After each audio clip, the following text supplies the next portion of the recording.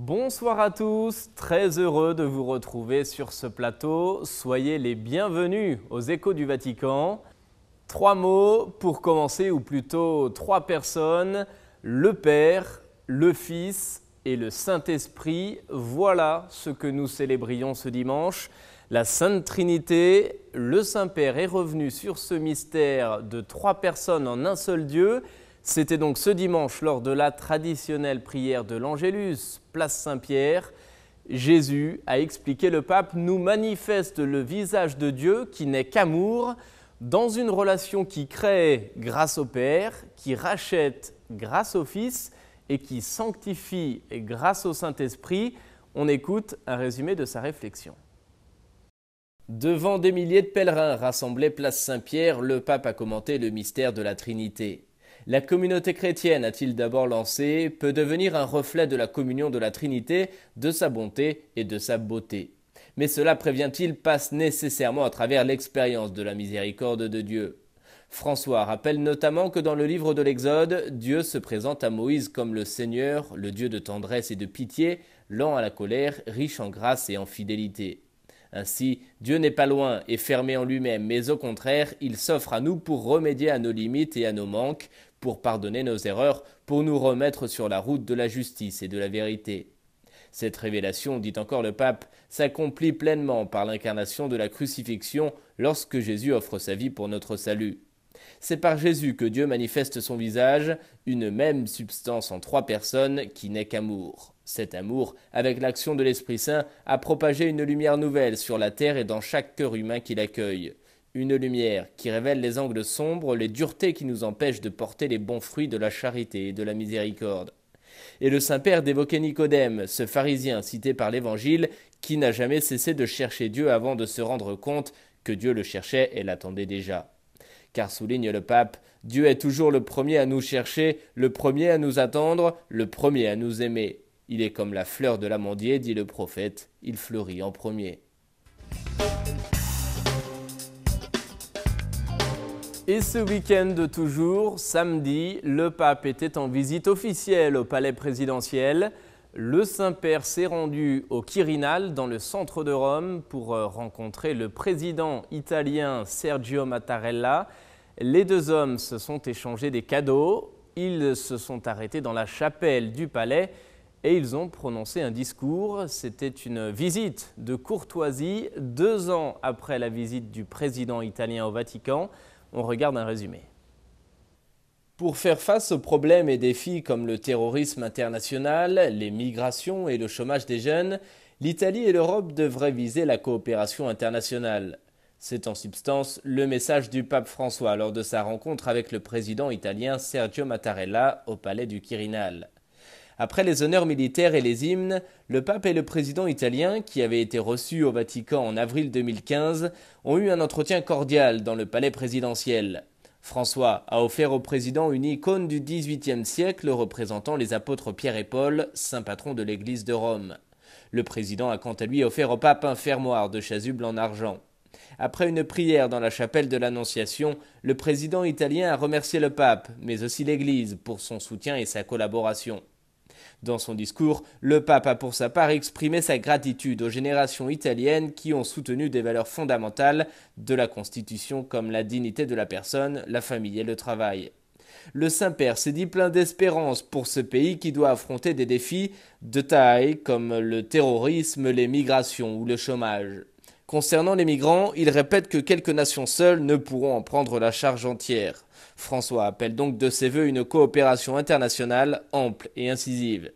Le souverain pontife plaide également pour l'emploi stable et une politique en faveur de la famille, car ce sont les conditions d'un authentique développement durable et d'une croissance harmonieuse de la société.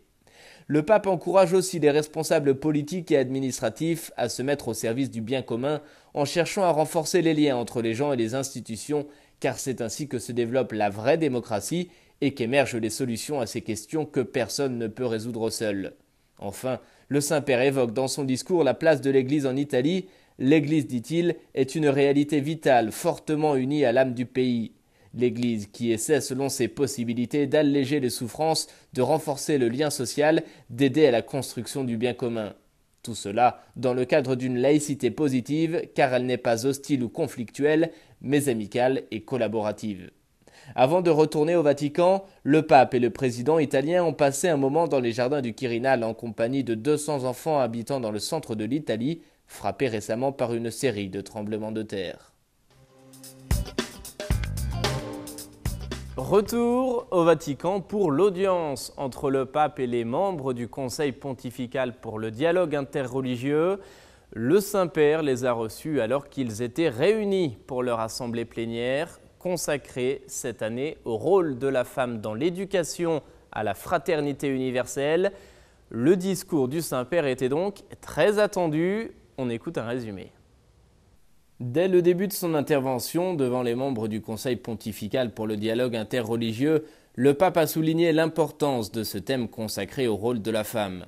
Dans son discours, le Saint-Père s'est ensuite arrêté sur 3 aspects essentiels: la valorisation du rôle de la femme, l'éducation à la fraternité et enfin le dialogue.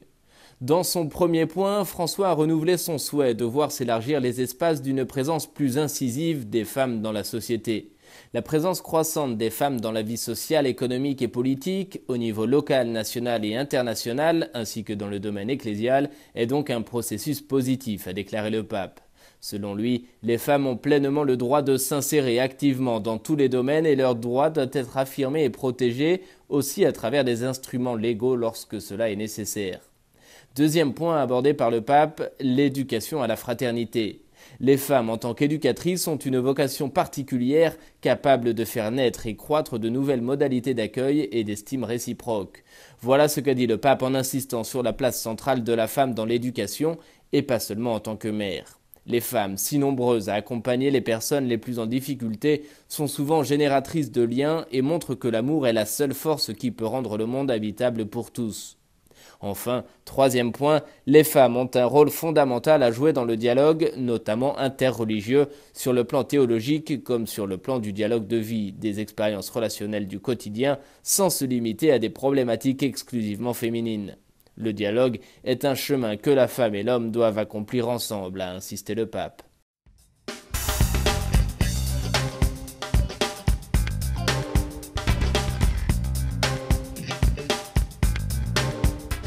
L'Église resplendit quand elle est missionnaire, accueillante, libre, fidèle, pauvre en moyens et riche d'amour.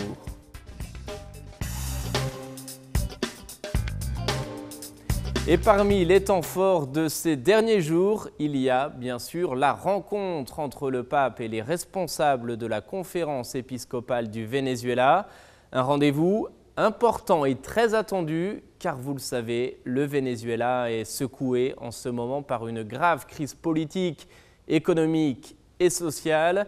La situation est suivie de très près par le Saint-Siège.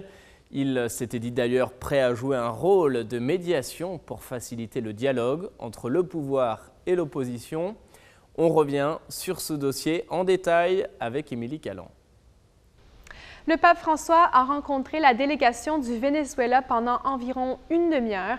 6 évêques ont fait part au pape de la situation très grave qui secoue le pays depuis plusieurs mois.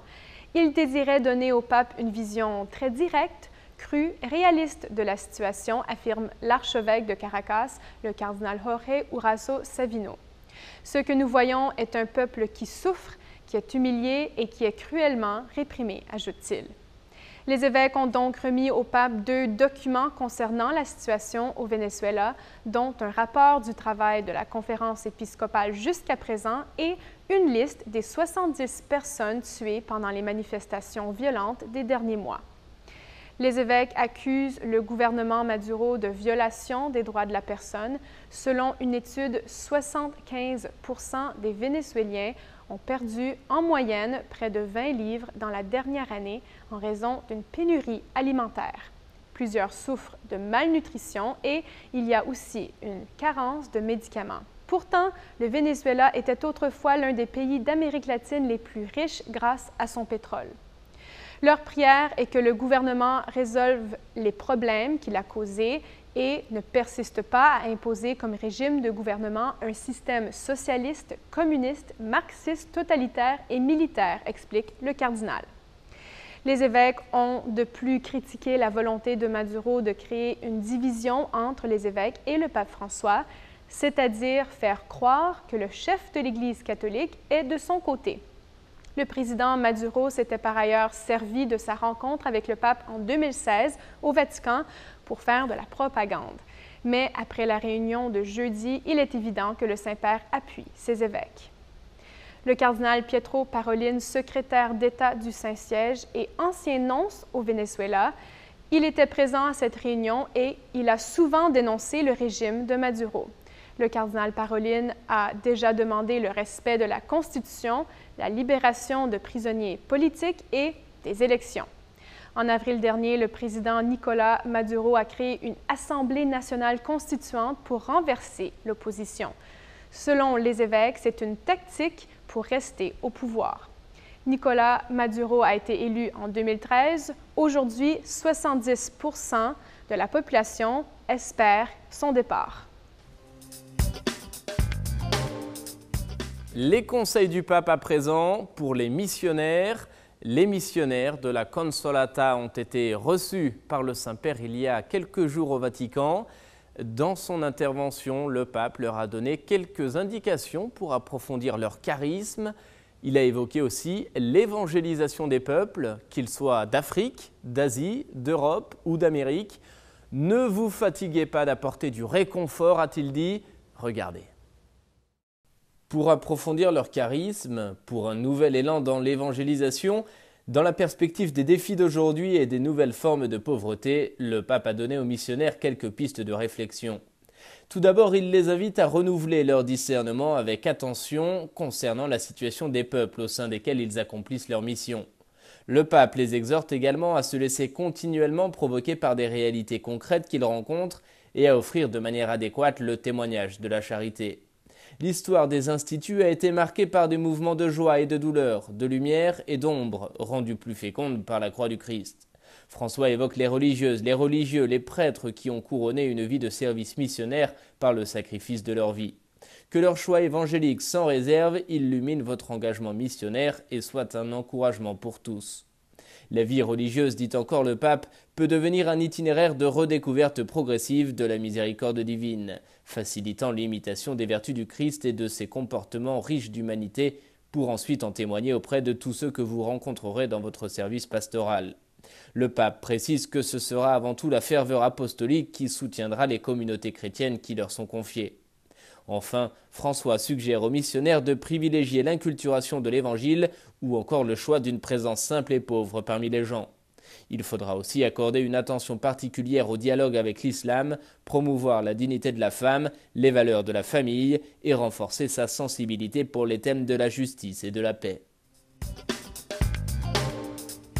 Et de l'autre côté de l'Atlantique, au Canada, des responsables religieux lancent une campagne nationale pour répondre à la famine qui sévit au Soudan du Sud et pour faire face aussi à la pénurie alimentaire qui frappe le Yémen, le nord-est du Nigeria et la Somalie.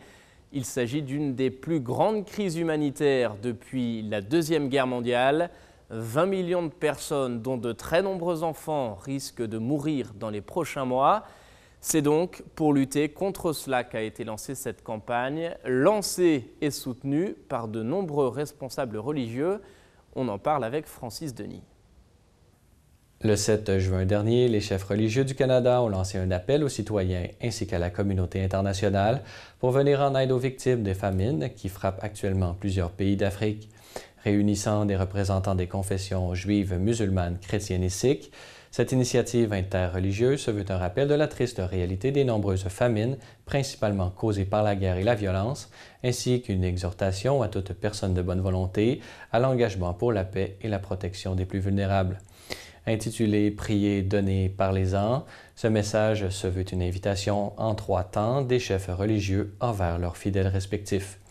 Les croyants sont donc invités à prier pour la paix et pour que les chefs de gouvernement et les travailleurs humanitaires de la région agissent avec le souci premier de prendre soin des 1,4 million d'enfants qui sont actuellement les plus en danger. Dans un deuxième temps, tous sont invités à faire un don à un ou plusieurs organismes d'aide réputés qui travaillent à réduire la crise, tels que Développement et Paix ou le Fonds de secours contre la famine du gouvernement du Canada. Enfin, cet appel interreligieux ne néglige pas l'importance de la parole pour faire connaître cette crise encore méconnue du grand public, nous invitant à s'informer, en parler en famille ou même faire part de ses préoccupations aux organismes locaux et politiques. Cet appel en 3 temps vise une action rapide et efficace pour venir en aide aux personnes qui, dès maintenant, courent les plus grands risques. Manifestant à la fois la nécessaire implication de la religion dans les défis de notre époque ainsi que sa capacité effective à aider les plus démunis, nous devons espérer que cette initiative porte les fruits escomptés. Comme le dit le pape François dans son message pour la Journée mondiale des pauvres et publié aujourd'hui même, tous sont invités, indépendamment de l'appartenance religieuse, au partage avec les plus pauvres sous toutes les formes de solidarité en signe concret de fraternité.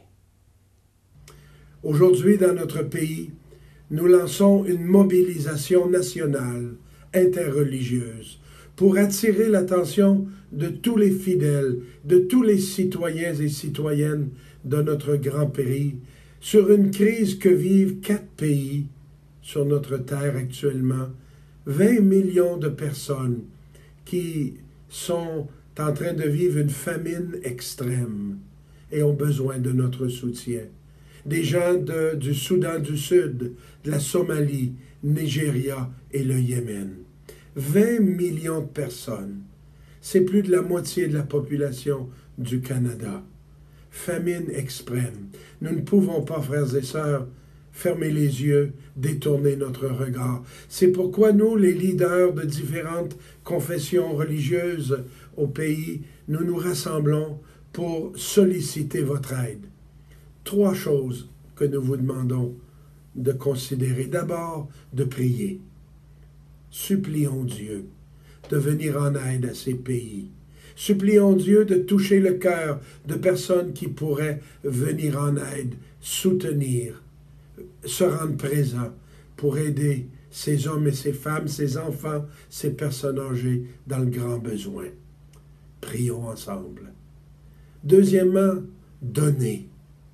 Mettons la main dans notre poche et partageons avec des organismes qui, dès maintenant, sont sur place et peuvent faire la différence, peuvent apporter la nourriture, la présence, les soins, pour que les personnes en danger de mort à cause de cette famine extrême puissent avoir le nécessaire et être soulagées. Et troisièmement, parlez-en. Bien sûr, les médias, pendant quelques jours, parlent d'une situation ici ou là. Ils ont tellement de nouvelles à couvrir. Mais nous, dans nos réseaux familiaux, sociaux, dans les gens qu'on connaît, parlons de cette situation. Faisons connaître cette réalité. Intéressons les gens que nous connaissons, nos communautés, à partager, à prier et à s'intéresser à la situation que vivent ces 4 pays. Et enfin, pour finir, comme chaque semaine, retour sur l'audience générale présidée par le pape, place Saint-Pierre. Il a médité dans sa réflexion sur la paternité de Dieu. Notre Père, c'est le nom que l'on donne à Dieu et c'est le résumé, dit le pape, de toute prière chrétienne. On écoute un résumé de sa catéchèse. Frères et sœurs, la prière de Jésus exerce une fascination sur les apôtres et il lui demande d'y être introduit. Jésus nomme Dieu du nom de Père, résumé de toute prière chrétienne. Nous serions tentés d'utiliser un titre plus élevé et plus conforme à la transcendance divine, mais le mot Père nous établit dans une relation de confiance, comme un enfant qui se sait aimé de lui. C'est la grande révolution que le christianisme introduit dans la psychologie religieuse de l'homme. Le mystère de Dieu, devant qui nous sommes si petits, ne nous fait plus peur, mais nous avons parfois du mal à l'accepter. Dieu est Père, mais à sa manière. Un Père bon qui n'applique pas les critères de la justice humaine, mais qui a besoin de pardonner, capable seulement de décliner le mot « aimer ». Ainsi, nous ne sommes jamais seuls. Cette certitude est la source de notre espérance. En toutes circonstances, nous avons un Père qui nous regarde avec amour et ne nous abandonne pas.